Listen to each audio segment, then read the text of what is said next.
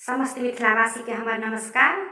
शिवरात्रि महापर्व के अवसर पर हमार गैल परिसंगीत अपने लोग के सुने जाए जाओ। आशा है सब गोटा के नीक लागत तो लाइक कमेंट शेयर जरूर करे जेबै। जे क्यों हमारे यूट्यूब चैनल ने सब्सक्राइब केने छी तिनका से हमार आग्रह जे जरूर कर दे जेबै। धन्यवाद। दूर दूर नारद एहन बरलायला कोना, दूर दूर नारद एहन बरलायला कोना, पढ़ी पोथी ओ पतरा भुलायला कोना, दूर दूर नारद एहन बरलायला कोना।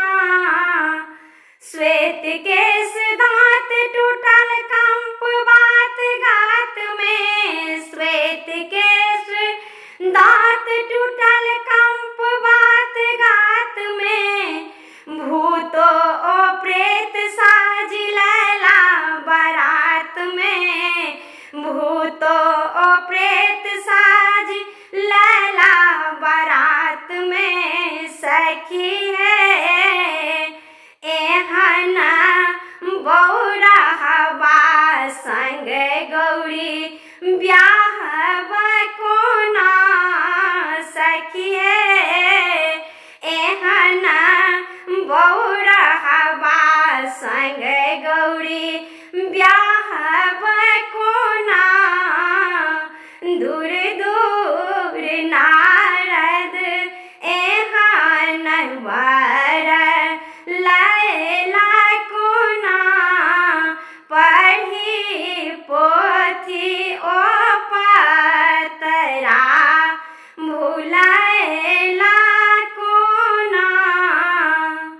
सुंदर सुकुमारी उमा छथियो उमंग में, सुंदर सुकुमारी उमा छथियो उमंग में, सखी सहेली साथ सदा खेलथि सुसंग में, सखी सहेली साथ सदा खेलथि सुसंग में। सखी है हिनकाहु संग धिया रहती कोना, सखी है एहन बौरहबा संग धिया रहती कोना, दूर दूर नारद एहन बरलायला कोना, पढ़ी पोथी ओ पतरा भुलायला कोना।